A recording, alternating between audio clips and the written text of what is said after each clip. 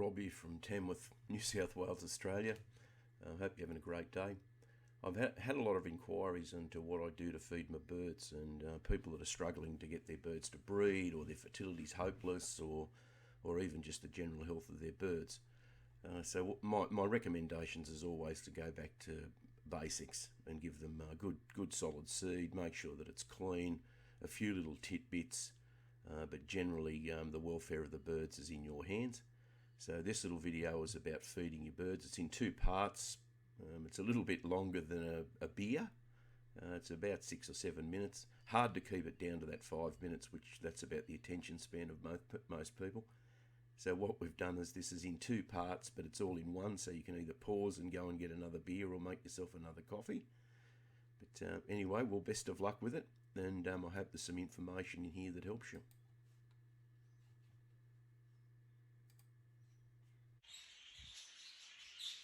Every good feeding regime starts with good quality, clean and uncontaminated seed.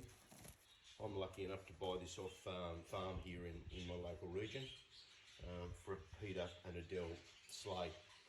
So their seed's very good. This is just a plain mix made up of canary, white millet, shiroi, a little bit of red millet, and not a lot of canary. I'm not a fan of having stacks of canary in it. Probably about 20-25% canary. That's generally enough. I also source a few seeds from L&B, which is a Sydney-based company. I get my greens and grains from them. I also use their tonic seeds. So good people. I've been dealing with them for many years. They're buying stuff off farm as well, so you know that it's good. It's not generally imported. Imported's the stuff you've got to be careful of. Okay, so the seed mixes, I pretty much use the same thing for everything in the flights and the breeding cages and that. Once we finish breeding, we tend not to put all the extras in simply because we don't want the birds to put on too much weight, especially the hens. If you've got breeding hens, you don't want them to be too fat. You want to have a little bit of weight on them, but not too much. So my standard blend's got tonic seed in it, greens and grains. This is something I get off a harvester locally. Which is just something that they put a harvester through a paddock of wild seeds. We use whole oats, and then we use another bit of sunflower, and that's just a straight off the farm blend with the whole lot mixed in. So to a bucket that size, I put about a cupful of the others and stir it up and feed it straight out.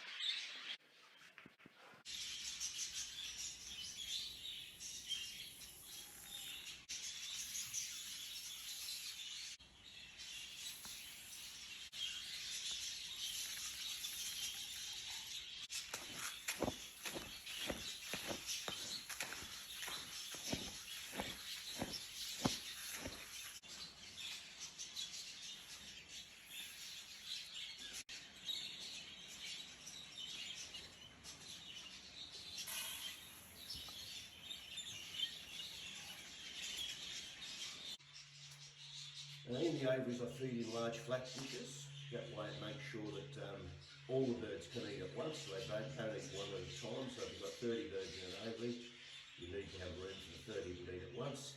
The other thing with this is very shallow, so what happens is when the birds fly down, they naturally winnow it, so all the husk and the spent seed gets blown out of the way, so all we've got is fresh seed. So apart from your general seed mixes, you'll see there that I've got bits and pieces, but also pull out plants and throw them in, which that one there's got a whole heap of seeding heads on it, so the birds love this stuff. Come back in a day or two, there'll be nothing left of that at all. So they eat the seed heads, and I'll chew everything to pieces, and then I'll also eat the dirt off the bottom of it, which is what I'll talk about later. Apart from the normal seed mix, I use a fair bit of what I would call seeding grasses. So these are just stuff that I pick out of the paddocks here.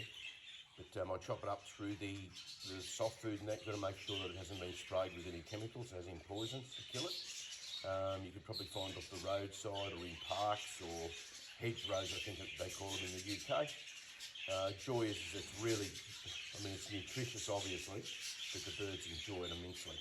So it gives them something different to eat. So yeah, I would add that to your feeding regime. I get my millet sprays from a company called Avian Vitality, which is down the Central Highlands below Sydney in New South Wales. Another nice people to deal with. They buy a bit of product from me as well, so I like to spend the money where the money's being spent with me. So yeah, generally pretty good, nice and clean. They big sprays and they don't have a lot of waste. I get normal panicum from them, and I get red millet when it's available.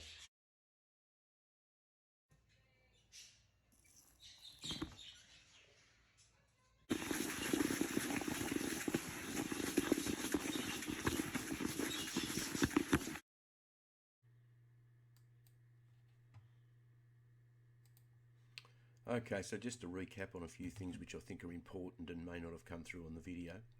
With the sunflower seed that I put into the mix, I use it more in the aviaries than I do in the breeding cages. The reason being is that you need to bring the birds up with vitamin E, number one, and a fair bit of oil in their diet before the breeding season. So you want them to put on a little bit of condition. If you can, in the breeding cages, just use the sunflower in a separate bowl. But generally in the breeding cages I stick just a little bit of sunflower seed in the main mix, but not all the time. And I certainly have sunflower in my soft food soaking mix. Now the next thing I want to address is the oil. So you can use any of the oils. You could probably even use just olive oil, but there's a lot of oils out there that are designed to put through horse feed and those sorts of things. So I tend to use those simply because I think they're better value than some of the ones that are made for birds. The ones that they have for birds are outrageously priced, and I don't see the benefit. So now with the oil on the seeds, I only oil about a third of the mix, and then the next day I mix the rest of the mix back with it. So what happens is not all the seeds have oiled. So a third of the seeds have oil, but they're mixed through all the other seeds. And the reason I do that is in some cases birds just don't like what you've done for them, and they'll starve themselves to death. I've seen situations where people feeding 90% canary sell a bird to somebody that is just using a standard bird mix, and the bird will just pine away and die because there's not enough canary seed in the mix, which is another thing that I wanted to address. I don't believe in putting too much canary in the mix. A lot of the old days it was a third. So white millet, French millet, or French white millet, I should say, or Charrois or Jap millet, and then about a third canary. I think that's way too much canary. Now you should gather from the seed recipe that I've got there is many seeds in there. Like there is, if you said there was 60 or 70 different seeds in that seed mix, I wouldn't be surprised. Especially when we're using the greens and grains, and as I said, the wild mix that I get off the harvesters. Now, in a lot of cases, I can't get that because we're in a very dry place, and then you have droughts, and it goes for years where we don't get much seed that we can harvest. So when it's available, I try and get a couple of bags and just really ration it out because it's like gold. But so overall, the deal with the seed is to give them a lot of variety, let them make the choices. You saw that I feed everything mixed together. I don't feed separate seeds. You can see the wild budgies in the background here behind me.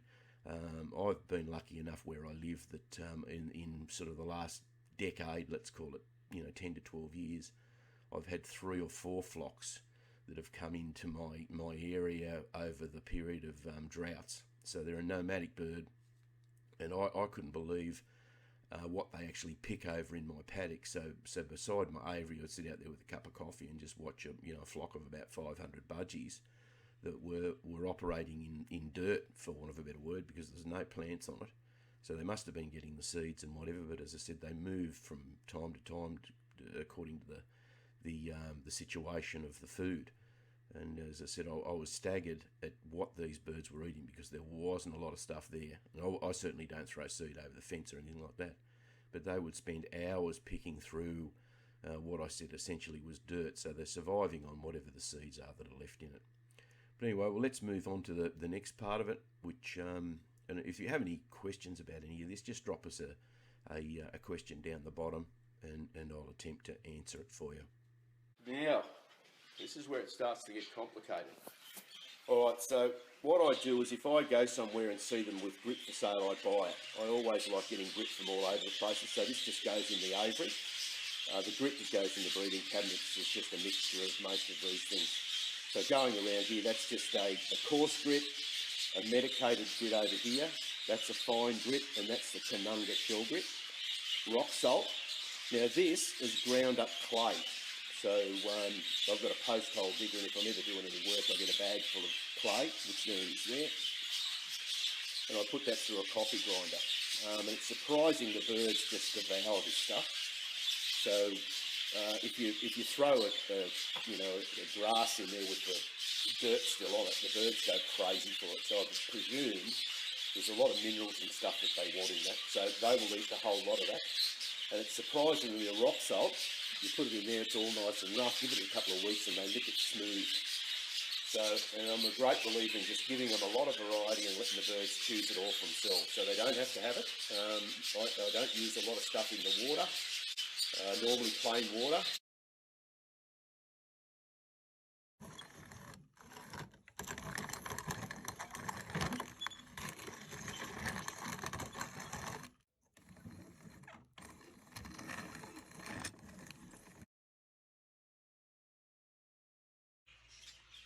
So this is the clay. I use it, as you'll see, with the grits in the aviaries, and then I also use it in finger drawers in each of the breeding cabinets.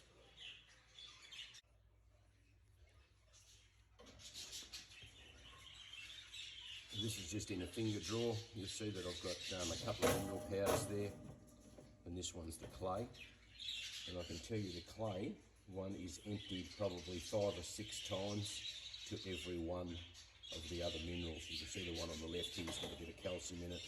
This one's a mineral grit, which is a pigment one. It's got pink powder in it, so I presume that's got a probiotic in it.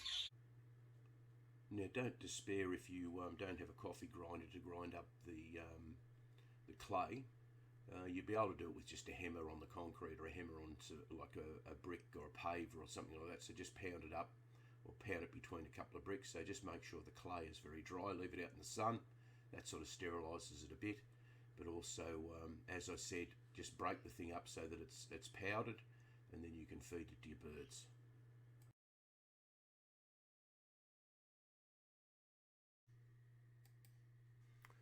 Well, guys, that's the end of the video as such. It's a very, very quick one.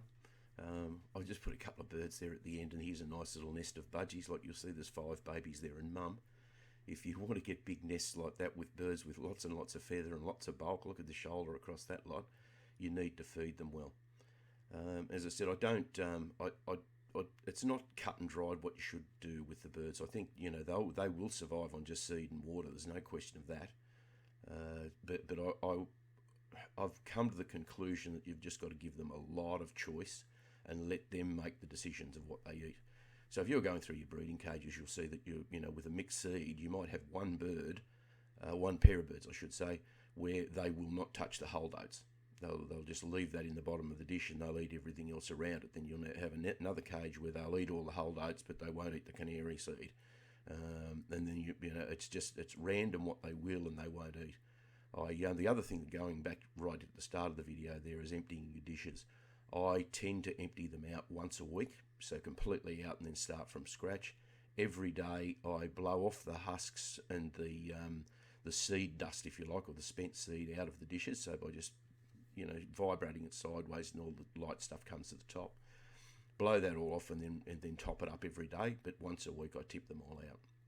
But I think the most important thing to get from this is to try and keep it simple. It is really simple. I've got everything at hand. The only thing is to make sure that you've got a good supply of the bits and pieces that are following along.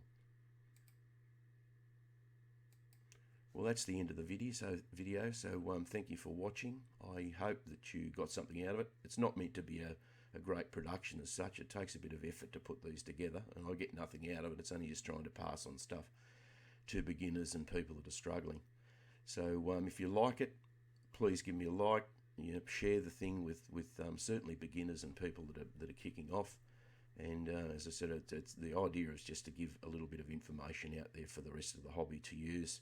And you guys have a nice day.